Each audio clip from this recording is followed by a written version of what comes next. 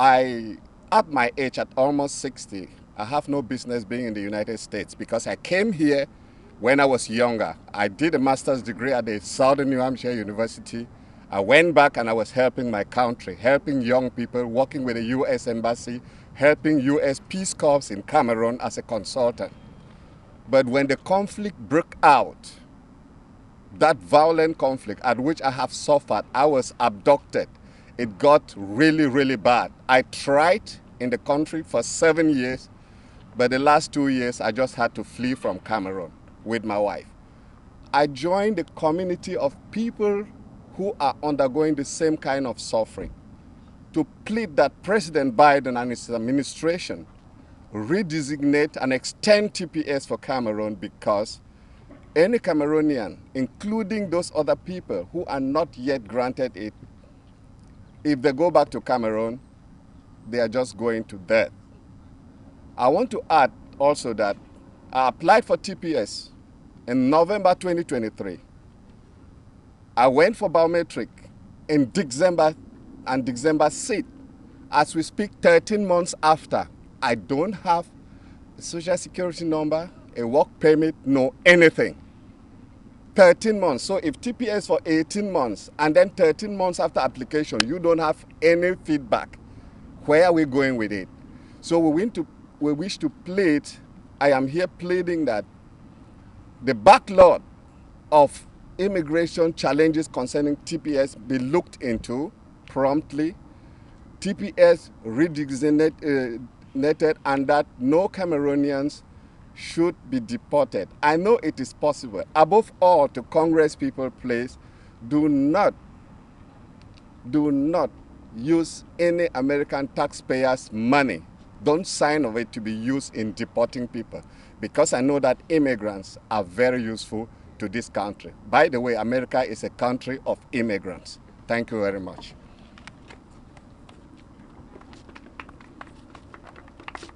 Thank you so much, Mr. Fons. We have a few speakers that are running behind.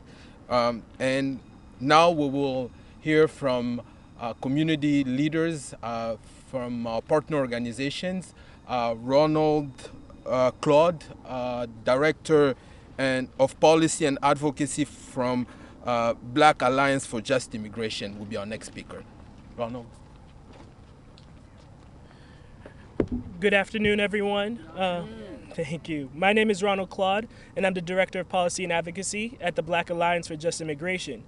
I want to say a very special thank you to Representative Yvette Clark for her leadership in this space and continuing to prioritize the protection of Black immigrants.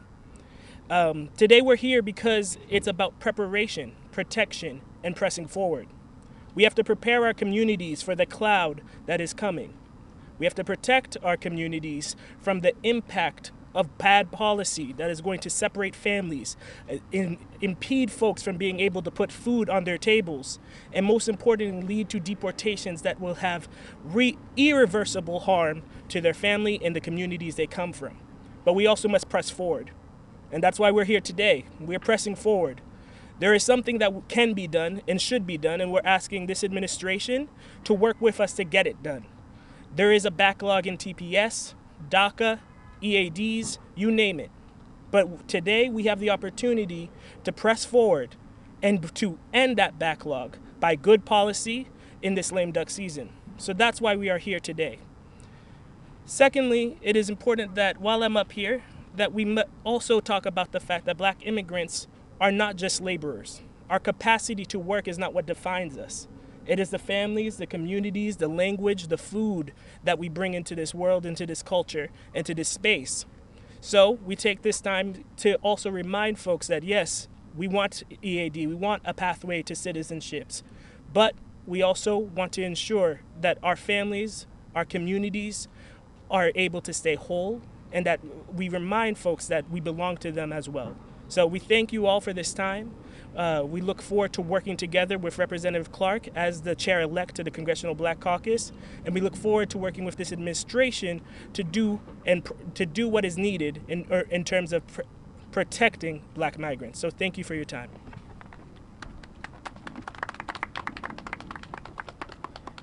Thank you, Ronald. Next, we will hear from another leader in this space, Mbenga Ongunjimi, Executive Director for Nigerian Center. Mbenga. Good afternoon, everyone. Thank you so much, Congresswoman Clark, for your leadership. My name is Mbenga Ongunjimi, the Director of the Nigerian Center. Thank you all for being here today.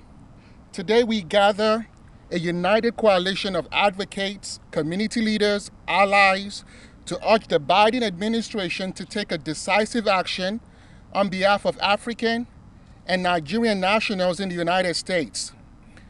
Specifically on behalf of the Nigerian American community, we ask that this administration designate Nigeria for SSR and, if possible, even TPS before the current term concludes.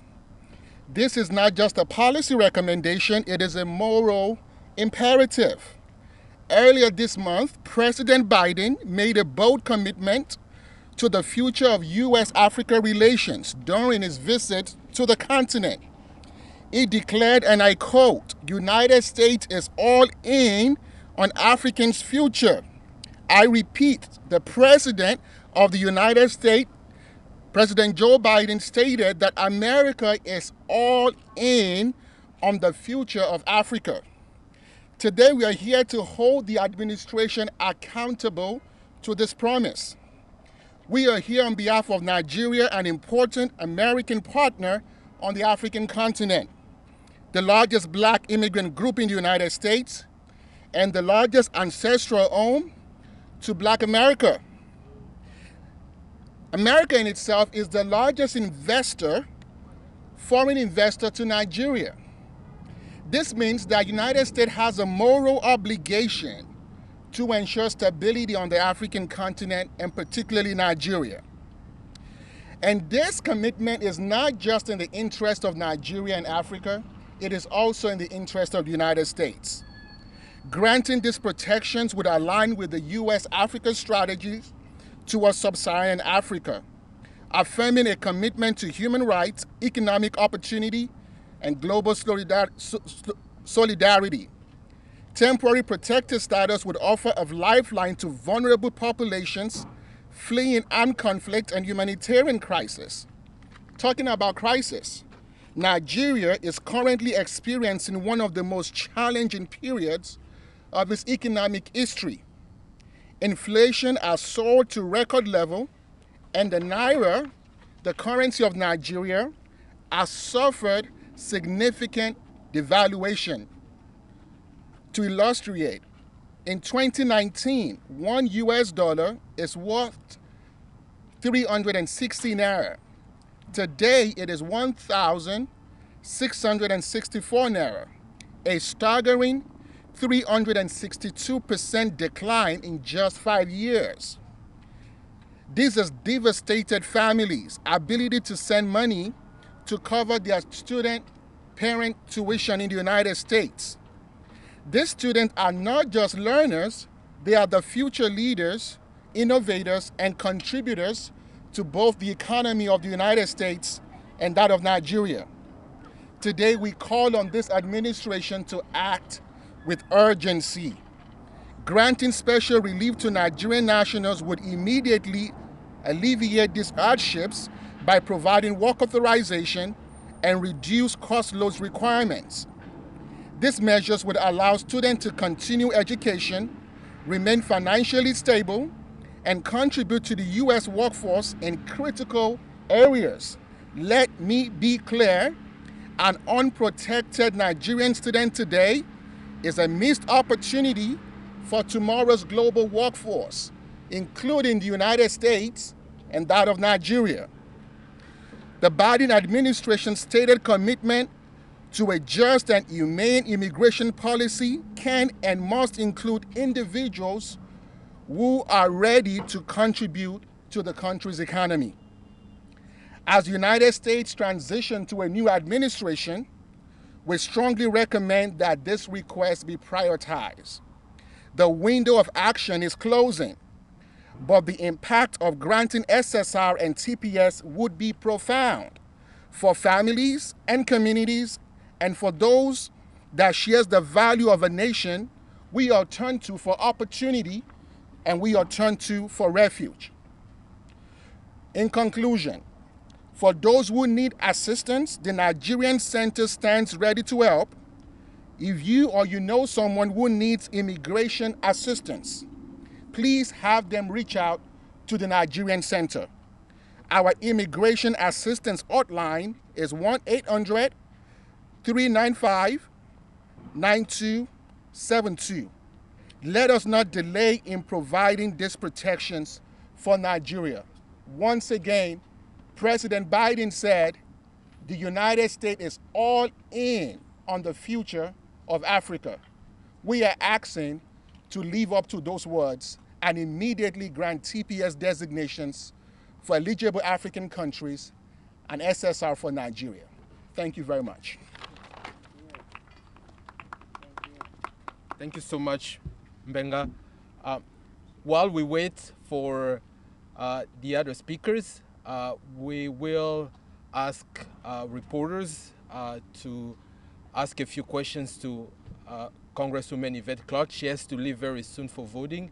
So if there are questions for her, please, you can go ahead. Congresswoman. Congresswoman, can you speak to the pace of these designations for TPS in a Trump administration? Do you feel like it's now or never kind of thing? I definitely feel like it's now or never. There's not been the type of full-throated commitment to TPS, to DACA recipients, to those who are really challenged right now in between status from Donald Trump or his administration. What we have heard is about mass deportation. That has been stated time and time again. And when you look at his border czar and the incendiary statements that have been made by him about breaking up families, they can all go, basically. It sends chills up the spines of people of goodwill and good conscience. Any other questions? What's been the Biden administration's response to your outreach? Well, we've sent them the letter. We're waiting for their response. They have granted TPS previously. And so our hope is that they are examining this request in this moment and doing everything they can to expedite it. I'm going to return now the podium to Niels and thank all of the advocates who have come out here today. It's important because oftentimes people of African descent in the United States are seen as a monolith, when we know, in fact, that there's great diversity amongst us. I am the daughter of immigrants. My parents came from the beautiful island of Jamaica. And so I have skin in this game, literally skin in this game. I yield back, Niels. So before the Congresswoman leaves, we're going to take a group picture, and then so we can let her go back. Everybody stretching. Is everybody in? Everybody in?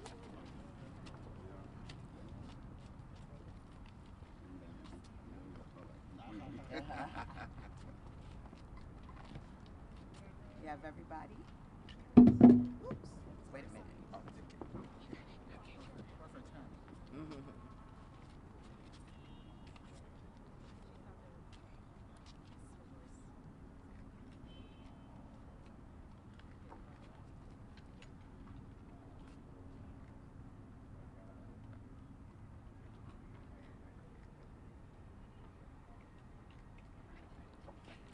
Thank you, everybody. Thank you, everyone. Thank you. Absolutely. Absolutely. Absolutely. Thank you so much. Absolutely. Absolutely.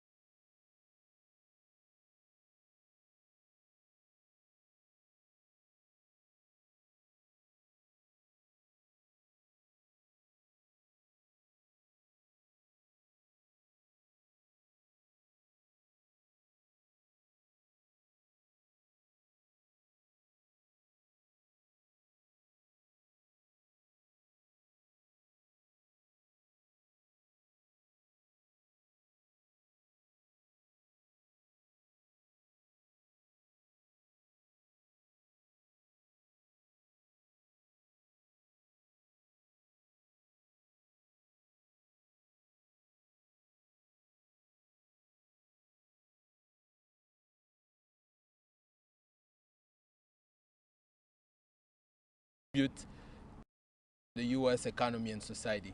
We'll take a few questions, if any. Niels, what is the update with TPS for Congo? With your engagement with the administration? Any update from the administration? Yes. So for TPS for DRC, as you know, DRC is going through armed conflict, natural disasters, and other temporary and extraordinary conditions. We have been asking for the Biden administration to designate DRC for TPS for about 2 years now. We have engaged with the administration, including the Department of Homeland Security and the State Department, and we are still making the call and urging this administration to protect our Congolese brothers and sisters in the U.S.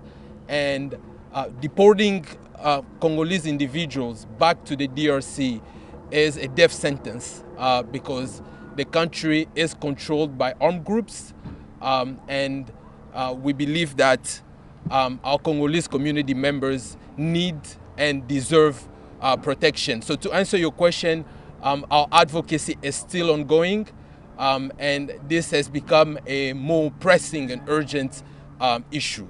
So thank you for the question. Is this being between administrations? Is this affecting you? The fact that you're positioned right now in these weeks between two administrations, how does it affect you? Our fight continues. We're not afraid. We are very aware about this time that it's very critical that the Biden administration delivers on its promises to the immigrant communities, including Black immigrants. So we are pushing and urging this administration to deliver on these key priorities for all immigrants, including Black immigrants. I'm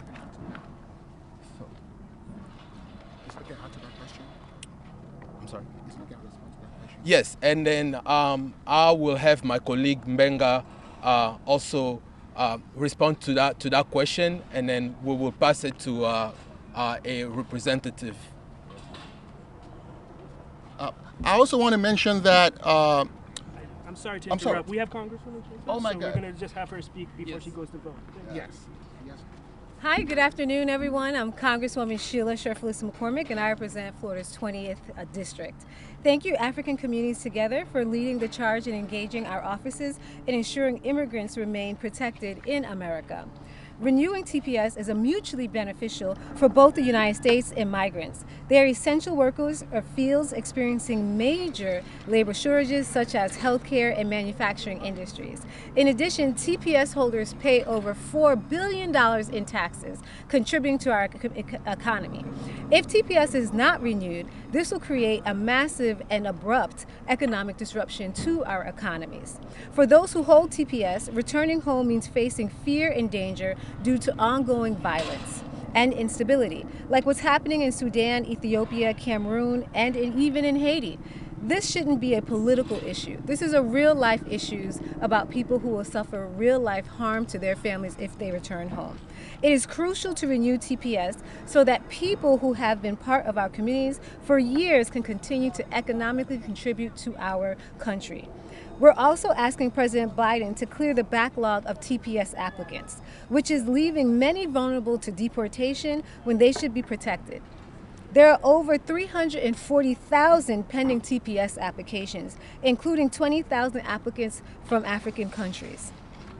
Extending TPS aligns with the best of what America represents, a place for hope, freedom, and opportunity for all.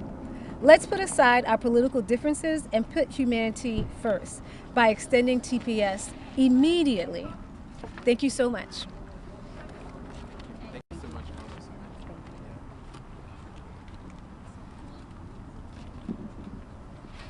Congresswoman. So next, I'll let my colleague Mbenga give a few remarks before we move on to the next speaker. So to the former question about the incoming administration, We are definitely looking forward to engaging with the incoming administration in any ways possible, because not engaging with the administration is not an option. And we have critical cases, situations on the continent that needs to be addressed. We hope that our request be granted with this administration as they conclude. And for those that will spill over to the next administration, we also look forward to working with them. All we are asking is TPS SSR does not bring any new immigrant to the United States.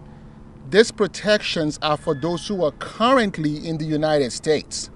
So where folks may try to politicize this issue and talk about the border and how people are coming into the country, that is not the case for TPS and SSR.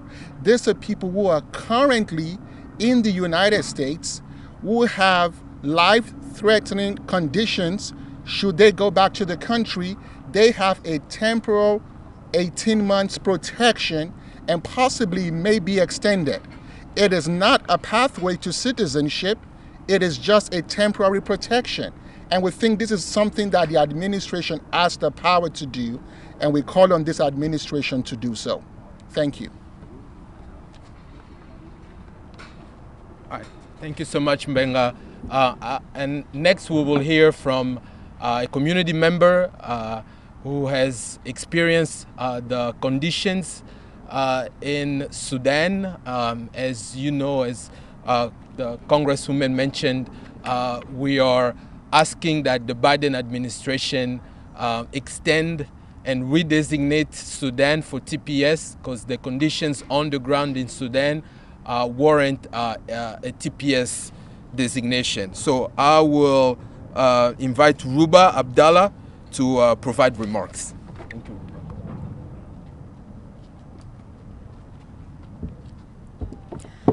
Hello and good afternoon to all the organizers, leaders, Congress members, and everyone else here. We want to thank you all for being here, and we want to especially thank African Communities Together for organizing this and for advocating for all Black immigrants. So as most of you know, Sudan has one of the worst crises going on in the world right now. It is the largest refugee crisis, the largest humanitarian crisis, and in September, 25 million people were presumed to die of hunger. Now, Sudan is my home and it is my country. I lived in Sudan for the past 8 years before the war broke out, and I never presumed one day that I would have to leave my home evacuated on a war airplane. And we left behind many of our family members, our neighbors, everyone that we grew up with and that we had gotten used to for the past 8 years. Now, what we want to do as an organizer, I'm part of Rise Up for Sudan, and we advocate and we organize in order to ensure that Sudanese immigrants are protected and have the same rights as everyone else. Now, when we were evacuating, one of my uncles made a joke that it was because our lives were more valuable than theirs, that as an American citizen, we had the right to be evacuated and we had the right to be able to come to America. Now, we want to make sure that everyone else that is here, every Sudani immigrant, is protected and the TPS is extended and they're able to stay for longer. Now, the situation in Sudan, for the week and a half that we lived there, it was completely horrifying. We couldn't leave our house. The whole house would shake because of the shelling that was nearby. Everyone gathered together in our house because we were only women and they were afraid for us from the RSF because they were abducting women and they were mass raping them, which is still continuing on until today. So if the TPS were to be terminated and the immigrants were to go back, especially the women, they would risk rape, abduction, sexual assault, and the gender-based violence in Sudan is the highest that it has ever been. So sending them back would only punish them further and for the war that they had no involvement in, and it would victimize them even more. Now, there's only so much that we can do, but to be able to advocate for them and to give a voice to the voiceless is something that we need to make sure we try our hardest to protect and to preserve their rights. whether it is in Sudan, in Tigray, in Haiti, in Mali, or elsewhere. We need to do all we can to protect them and to be a voice for the voiceless. They are doing all they can to ensure that they are able to live dignified lives, no matter what is going on in the world. And although it is not within our power to do anything more, we can at least give them a chance to start lives here and to grow roots here and to be able to find opportunities and live dignified lives. Thank you. All right, thank you so much, Ruba. So this brings us to the end of our program. We're going to wrap up here. We thank you again for joining us today, and we look forward to engaging with you in the future. Thank you again.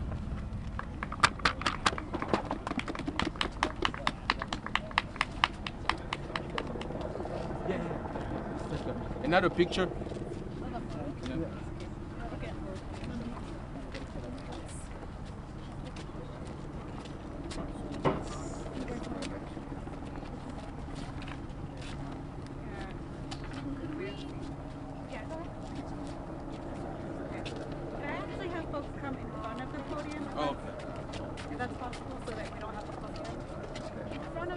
In front of the podium.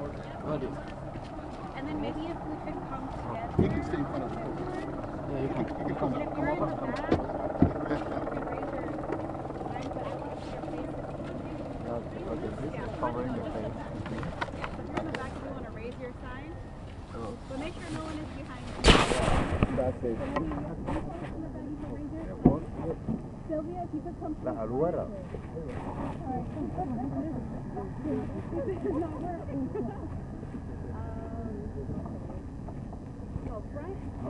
Yeah. The aluera. Excuse me. There you go. There's mine right here. You want to grab this? Sure. Yes. Okay. You could grab one too for him. There you go.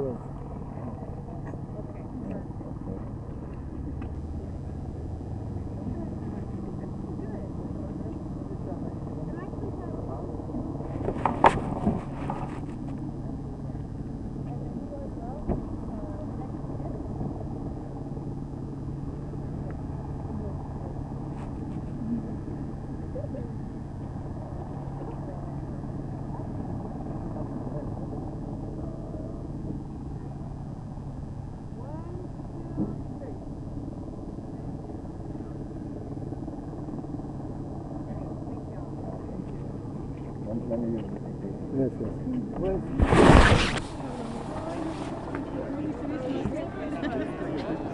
Thank you so much for coming.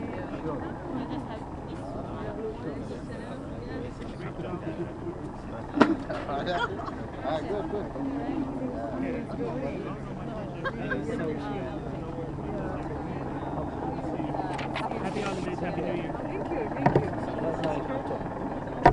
Thank you. I mean, you know what? Very strong member of our you know you're a good speaker. I know you can speak well. Yeah. I know. Nice to meet you.